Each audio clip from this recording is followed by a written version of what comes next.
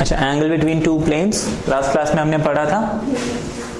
cos theta क्या होता है, n1 dot n2 upon mod of n1 and mod of n2, ये हमने पढ़ा था। अच्छा, अगर हमें, this is in vector form, Cartesian form में हमने क्या पढ़ा था, cos थीटा इक्वल्स टू क्या था,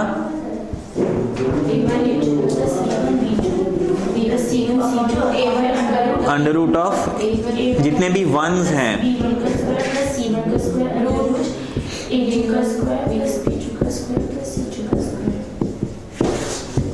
ये हमने पढ़ा था। ठीक है ना, ये तो फॉर्मूला हम एक रिकैप कर रहे हैं। अब हमें क्या करना है, इन पे बेस्ड क्वेश्चंस करने हैं। ठीक है ना, क्वेश्चंस पहले हम कुछ बेसिक क्वेश्चन इसमें देख लेंगे कैसे अप्लाई करते हैं।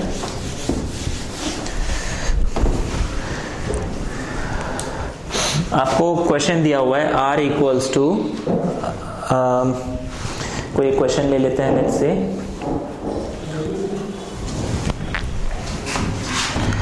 r dot 5i plus 6j minus k equals to 12, और एक दूसरा प्लेन है r dot 6i plus 3j plus 2k equals to 10। आपको बोला find the angle between these two planes. ठीक है ना, ये आपको बोला है। तो स्ट्रेट फॉरवर्ड मुझे यहाँ पे क्या करना है, सिर्फ n1 n2 आइडेंटिफाई करना है। ऑब्वियसली ये n1 हो गया, ये n2 हो गया। ठीक है, अब मैं क्या करूंगा, हियर, हाँ जी, अगर डिफरेंट ले, मतलब ऊपर वाले को n2 देगा और नीचे वाले को n1 ले लेंगे, तो हमारा आंसर डिफरेंशिएट करेगा। मैं इसको n2 ले लूं और इसको n1 ले लूं तो क्या मेरे आंसर में फर्क आएगा? नहीं। करके देख लेते हैं।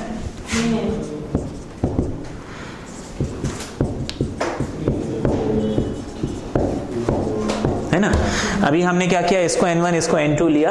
अब मैं cos थीटा अगर निकालता हूं तो फॉर्मूला तो n1 n2 upon mod of n1 and mod of n2, ये है।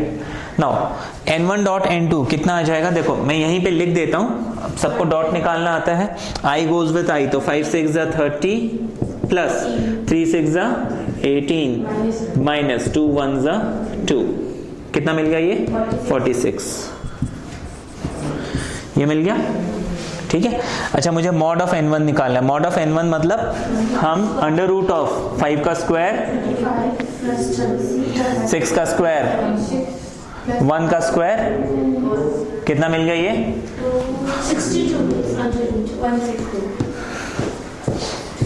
62 मिल गया।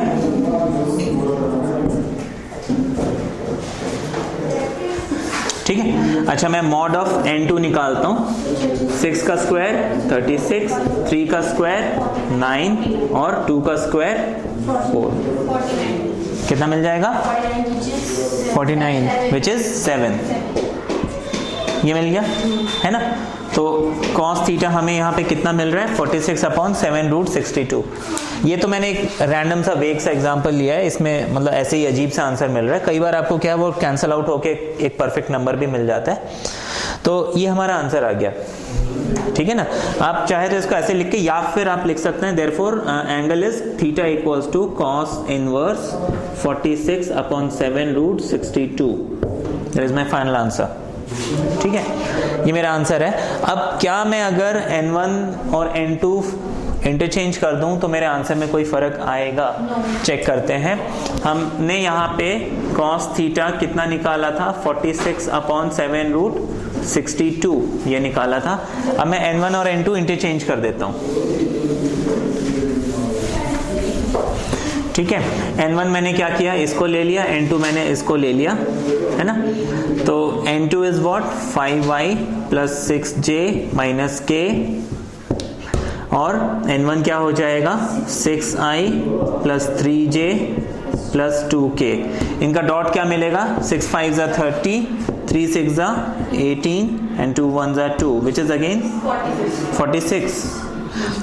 cos थीटा फॉर्मूला वही लगाएंगे n1 dot n2 upon mod of n1 mod of n2, तो 46 अपॉन मॉड ऑफ n1 कितना मिल जाएगा, 6 का स्क्वायर, 3 का स्क्वायर, 2 का स्क्वायर, 36 कितना मिल जाएगा, 36 and 9 45, 46 47 48 49, यानी कि 7, और इसको हम करेंगे under root of 5 square, 6 square and 1 square which is 62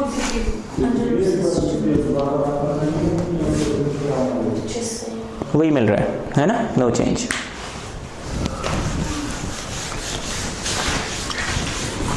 यहीं पे अगर आपको इक्वेशन कार्टेशियन फॉर्म में दिया हो, हम प्लेन का इक्वेशन कैसे निकालेंगे। फॉर एग्जांपल सपोज आपको क्वेश्चन बोला find angles between the plane 2x plus 3y plus 5z equals to 11 and 3x plus 11y plus 2z equals to 12। ये आपको कोई भी दो प्लेन्स दिए हुए हैं, आपको बोला है कि इनके बीच में एंगल निकालिए। फॉर्मूला क्या है,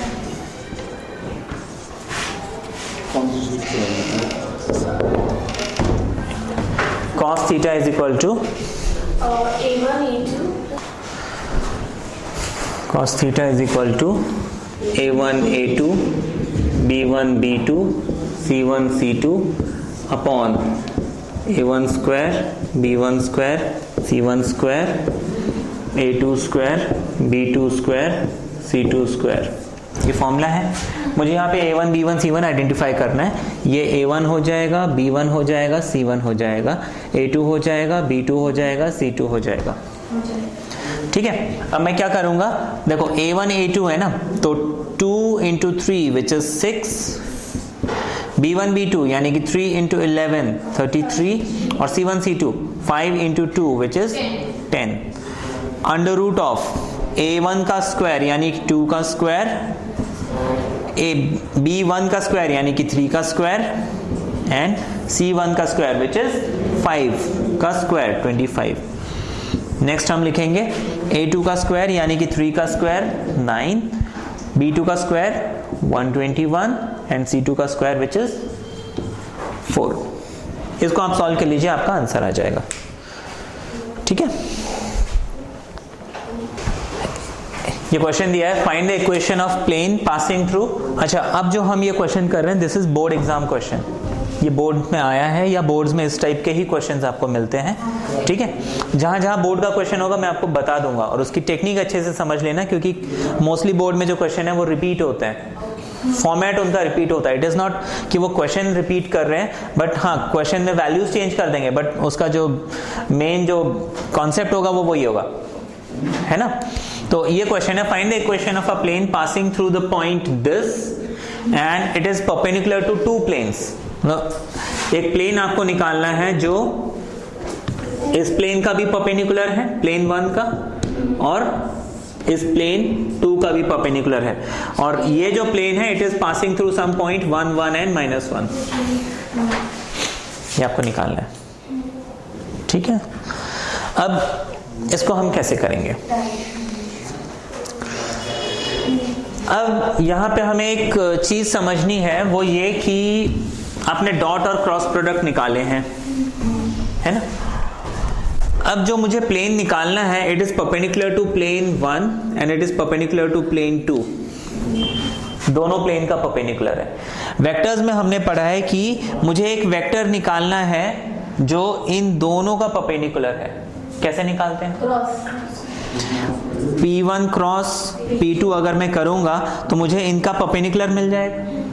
ये बात समझ में आई, है ना। अब इस क्वेश्चन को करने के भी दो तरीके हैं, एक तो मैं कार्टेशियन मेथड से कर लूं और दूसरा वेक्टर मेथड से कर लूं। हम दोनों मेथड देखते हैं, ठीक है। पहले हम कार्टेशियन फॉर्म से करते हैं, फिर वेक्टर फॉर्म करेंगे।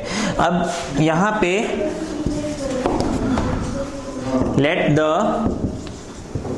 equation of plane be, equation of any plane हमने क्या लिया था, a x minus x1 plus b y minus y1, याद आ गया, बेसिक कॉन्सेप्ट से हमने पढ़ा था।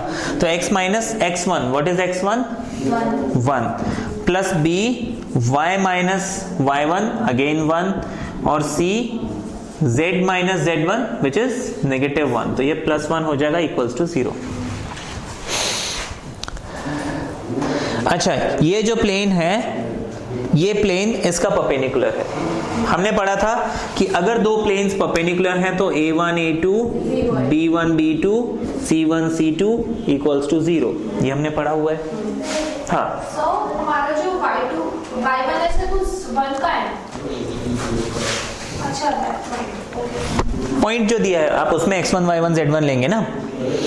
ये कंडीशन जो है सेटिस्फाई होनी चाहिए अगर परपेंडिकुलर है। अब देखो, ये प्लेन इसका परपेंडिकुलर है, इसके कोफिशिएंट है 1 2 एंड 3, तो मैं लिख लूंगा 1a यानी कि a प्लस b के साथ 2 यानी कि 2b एंड c के साथ 3 यानी कि 3c should be equal to 0।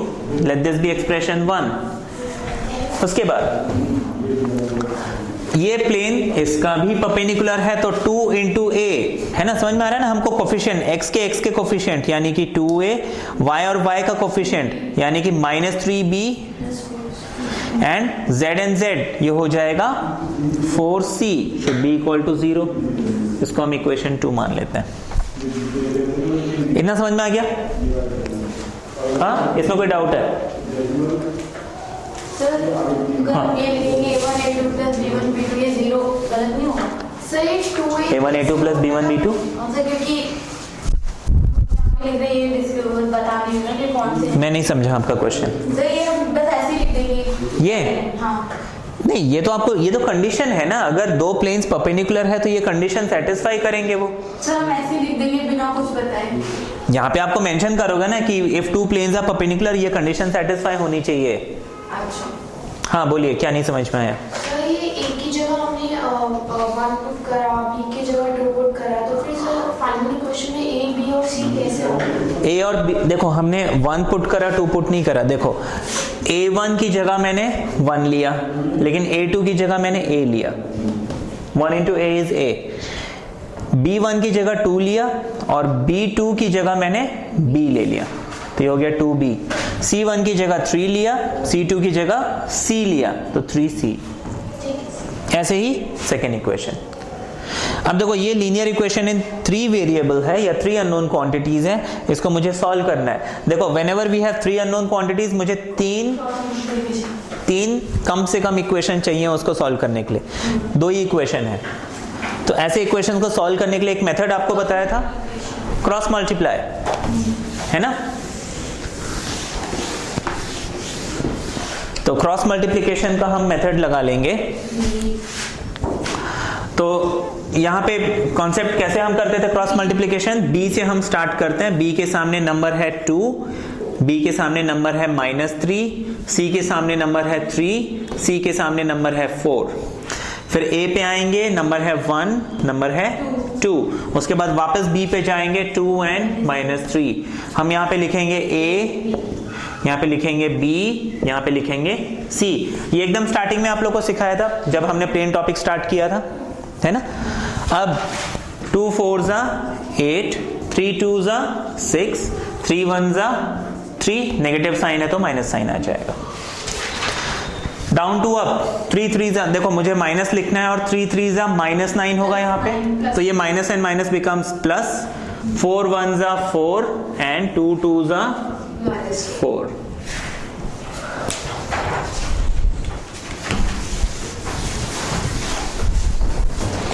इसको हम सॉल्व कर लेते हैं। It becomes a upon 17, b upon 2, c upon -7 is equal to some value lambda. तो a कितना मिल जाएगा? 17 लैम्डा, b आपको मिल जाएगा 2 लैम्डा, c आपको मिल जाएगा -7 लैम्डा। ये वैल्यूज को मैं अब क्या करूंगा, इक्वेशन में पुट कर दूंगा। मेरे पास इक्वेशन था a x -1 प्लस b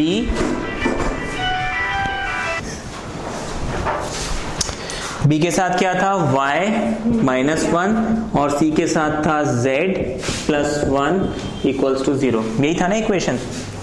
हम ए बी और सी की वैल्यू पुट कर देंगे।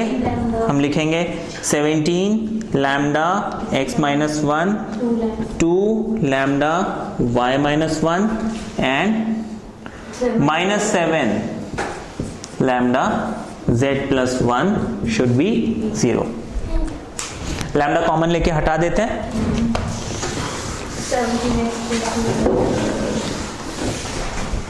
तो हमारे पास बच जाएगा 17x, देखो लैम्डा हम हटा देंगे तो ये हो जाएगा 17 x minus 1, 2 y minus 1, 7 z plus 1,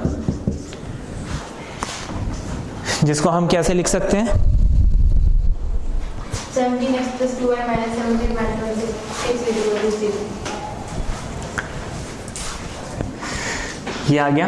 अब इसको हम सिंपली मल्टीप्लाई कर देंगे। 17x minus 17 plus 2y minus 2 minus 7z minus 7 equal to 0 और 17x plus 2y minus 7z minus 17 minus 2 and minus 7, ठीक है, कितना हो जाएगा? ये आ गया आपका इक्वेशन। ठीक है, समझ में आ गया ये? इसमें कोई डाउट? ये आपका आंसर है। अब देखो इसी क्वेश्चन को हम वेक्टर फॉर्म में कैसे करते हैं? सर एक चीज पूछनी। हाँ जी सर 2 मिनट देखने से मैंने इसमें ऐसे कर दिया था, या ऐसे लिखा था ना परपेंडिकुलर। सर मैंने इसे दोनों को डायरेक्शन रेशियो में इंटू करके लिख दिया था, तो सर मुझे पता है कि ऐसे क्या करना है। देखो प्लेन, ये प्लेन है, प्लेन में आपको ऐसे चलना पड़ेगा जैसे मैंने बताया है ना, स्ट्रेट लाइन तो नहीं है ना। तो ये क्वेश्चन जब भी आप करो आपको ध्यान रखना पड़ेगा प्लेन बोला है या स्ट्रेट लाइन बोला है, ठीक है, प्लेन। तो अच्छा, इसी क्वेश्चन को हम अब वेक्टर फॉर्म में कैसे करते हैं?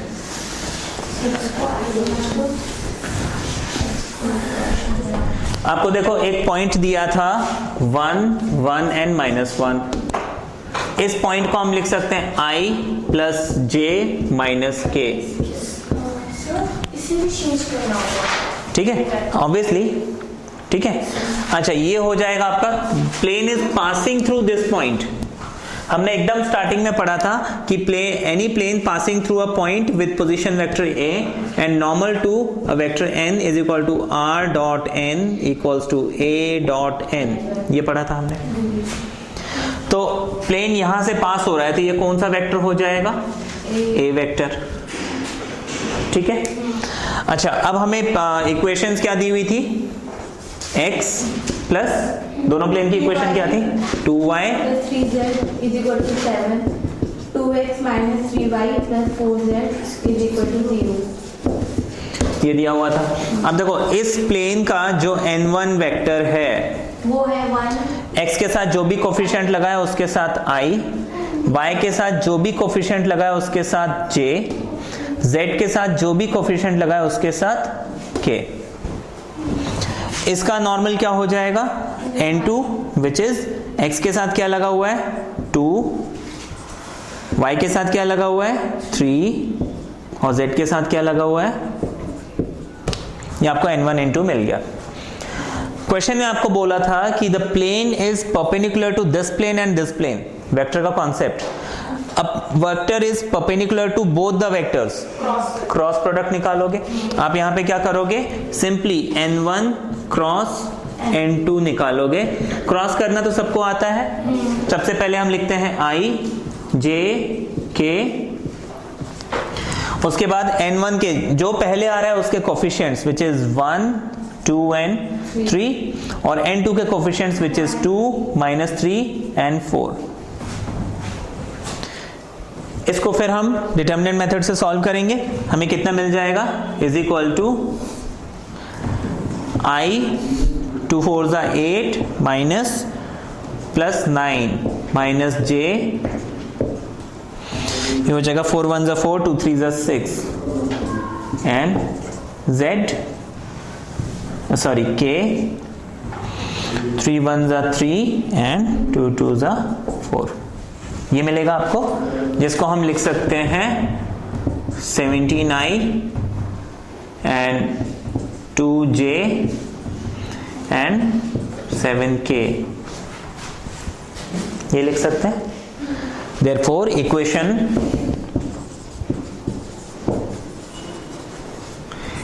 ऑफ प्लेन इज, फॉर्मूला क्या था, r dot n equals to a dot n। What is r? r तो एज इट इज रहेगा। n1 हमने कितना निकाला, ये जो अभी हमने निकाला ये n है आपका, तो ये हो जाएगा dot 79 plus 2j minus 7k is equal to इनका a डॉट n, a क्या है, आप लिखोगे i plus j minus k, इसका डॉट मुझे इसी के साथ निकालना है।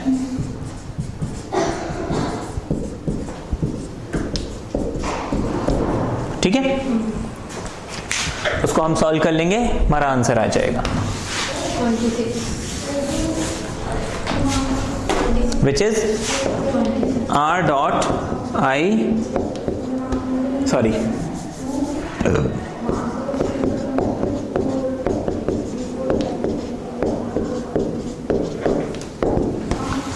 17, 2 and 7, 26। ठीक है, ये मिल गया, ये हमारा आंसर आ गया।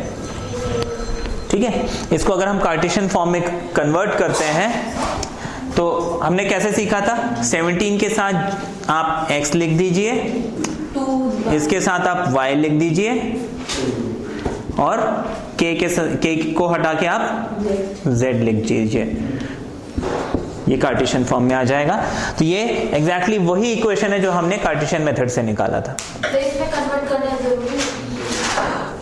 जरूरी नहीं, आप वैसे आंसर लिख सकते हैं। अब ये टोटली डिपेंड करता है आपको क्वेश्चन में क्या पूछा है। आपको बोला है कि reduce it to Cartesian form, तो कन्वर्ट करना पड़ेगा। ठीक है ना, समझ में आ गया। सिर्फ इक्वेशन बोली है तो वो इतना सफिशिएंट है, इतना सफिशिएंट है। अगर आपको बोला होता reduce it to vector Cartesian form, हम ऐसे भी लिख लेते हैं, है ना, इजी है। इस क्वेश्चन को देखो, ये भी अभी तक हमने जितना पढ़ा है, इक्वेशन ऑफ प्लेन और जो आपने एंगल बिटवीन टू प्लेन्स, बस उतने ही कॉन्सेप्ट में ये क्वेश्चन हो जाएगा। ये भी अगेन बोर्ड एग्जाम का क्वेश्चन है, बोर्ड्स में आता है ये, जहां पे आपको बोला है कि find the equation of a plane through the points this and the plane is perpendicular to this. इसका प्रीवियस जो क्वेश्चन था, the plane was passing through one point but it was perpendicular to two planes. यहाँ पे the plane is passing through two points but it is perpendicular to only one plane. कोई problem नहीं है। इसका starting आप बिल्कुल वैसे ही करोगे जैसे प्रीवियस क्वेश्चन में था। आप क्या करेंगे, इक्वेशन ऑफ एनी, देखो अब तो आपने दोनों मेथड समझ लिए, it's totally up to you आप कैसे करना चाहते हो। मैं कार्टेशियन में आपको दिखा देता हूं, वेक्टर फॉर्म में आप खुद ब खुद कर सकते हैं, है ना। अच्छा, equation of any plane through 2 1 1 is क्या हो जाएगा, a x minus 2 b y minus 1 c z minus and minus becomes plus, should be equal to 0। इतना समझ में आ गया, है ना। अच्छा, इसके बाद क्या करेंगे, क्या a x माइनस ऐसे करेंगे, a x plus 1 a b y plus y minus 3 और c z माइनस 4, ऐसा। नो सर, देखो ये दूसरे पॉइंट को इसी में पुट कर दो ना, बिकॉज ये दोनों पॉइंट एक ही प्लेन में है, राइट। तो ये पॉइंट इसको सेटिस्फाई करना चाहिए, है ना। आप दो में से कोई भी एक पॉइंट चूज करो, उसके बेसिस पे एक इक्वेशन बनाओ और उसमें दूसरा पॉइंट पुट कर दो। हमने यहां पे क्या किया, since this plane passes through this plane passes through -1 3 4, therefore a into x की जगह मैं लिख लूंगा -1, b into y की जगह लिख लूंगा 3, c into z की जगह लिख लूंगा should be equal to 0, लिख सकते हैं ऐसा। और this becomes minus 3a, this becomes 2b and this becomes 5c equals to 0. इसको हम इक्वेशन 1 डाल देते हैं. ठीक है, इतना समझ में आ गया. इसके बाद आप लिखेंगे also the plane is perpendicular to x minus 2y plus 4z equals to 10. है ना, ये जो प्लेन हमने निकाला है ना, also the plane is perpendicular to this plane, therefore perpendicular का हम कंडीशन लगाएंगे, है ना.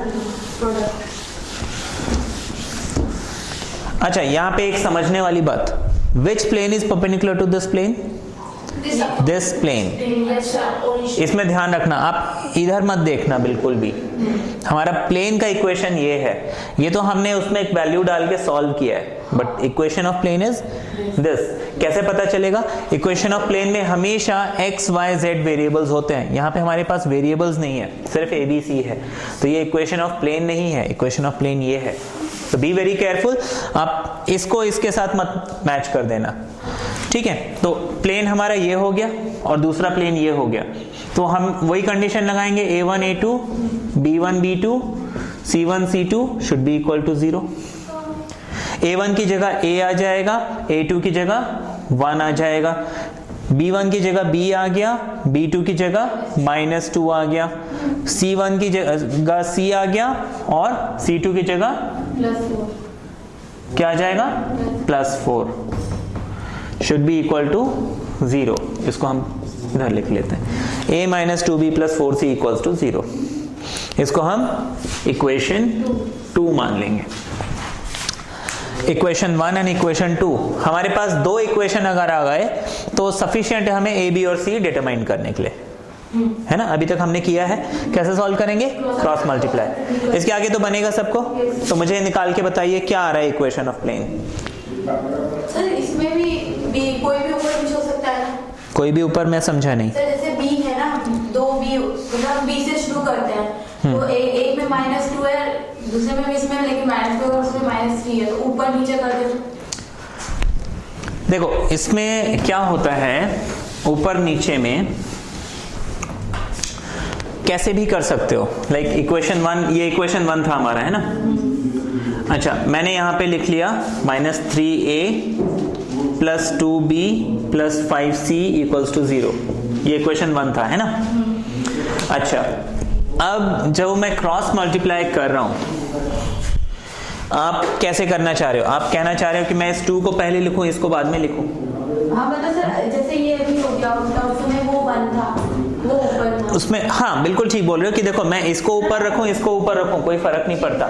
लेकिन ध्यान रखना, अगर इसको ऊपर रखा तो ये सारे इनके कोफिशिएंट्स आप पहले लोगे, जैसे -2 2 4 एंड 5, फिर 1 एंड -3, फिर वापस -2 2. ऐसा नहीं कि मैंने इसको तो पहले ले लिया, अब इसमें 5 ऊपर रखूं 4 नीचे रखूं. आपको उसी ऑर्डर में जो ऊपर है ऊपर ही रहेगा, जो नीचे है वो नीचे ही रहेगा. सॉल्व कर लीजिए, आपका आंसर आ जाएगा. कितना आंसर आया बताइए?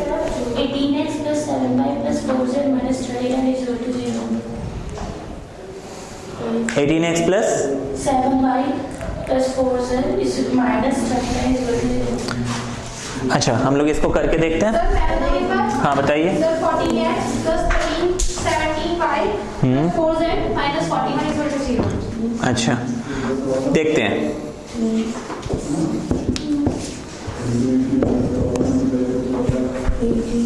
अच्छा, ए के नीचे क्या आएगा? 2 5 -10, 4 3 -12, 2 1 2, फिर 4 2 8, 5 1 5, 3 2 ऐसे किया है. अच्छा, चेक करते हैं आगे. a अपॉन आ जाएगा -18, b अपॉन -17, c अपॉन -4. इतना समझ में आ गया? इसमें कोई डाउट है? जो आपने नीचे लिया वो पहले ऊपर लिया, उससे कोई फर्क नहीं पड़ना चाहिए, उससे कोई भी फर्क नहीं पड़ना चाहिए. सिर्फ एक प्लस और माइनस का डिफरेंस आता है. ये आ गया ना. अच्छा, मैं इसमें माइनस साइन कॉमन लेके सबसे हटा दूंगा. है ना। तो आपका इक्वेशन फिर अकॉर्डिंगली बन जाएगा, ए बी और सी आपको 18 17 4 मिलना चाहिए, है ना। हाँ सर, अगर ये मिल रहा है फिर तो ठीक है, बिल्कुल हटाओगे। देखो जो भी कॉमन फैक्टर है उसको आप हटाएंगे, ठीक है। अगर देखो मैं इसको अदर वे राउंड करके देख लेते हैं। मैं क्या करता हूं, देखो अभी मैंने इसको ऊपर इसको नीचे रखा था, अब उल्टा करते हैं, a minus 2b and 4c equals to 0। मैं इसको रखते हैं और इसको सॉल्व करते हैं, ठीक है। अदर वे राउंड करके देखते हैं, -3 1 2 सॉरी हमें यहां से स्टार्ट करना है, 2 -2 5 एंड 4 -3 1 फिर वापस 2 एंड -2, ठीक है। a upon b upon c upon, ठीक है। 4 2 ज़ा 8 5 1 ज़ा 5 3 2 ज़ा 6 2 5 ज़ा 10, नेगेटिव तो ये प्लस हो जाएगा, 4 3 ज़ा 12 2 1 ज़ा 2, हमें मिल जाएगा a upon 18 b upon 17 c upon 4। Exactly वही चीज मिली, बस एक माइनस साइन का डिफरेंस आ रहा है। तो ऊपर नीचे रखने से कोई फर्क नहीं पड़ता, सिर्फ एक माइनस साइन का जो डिफरेंस आता है उसको आप कॉमन लेके हटा दो, ठीक है। ये समझ में आ गया। तो दिस वाज, ये टेक्निक है हमारे पास इस टाइप के क्वेश्चन सॉल्व करने का। ये समझ में आ गया सबको?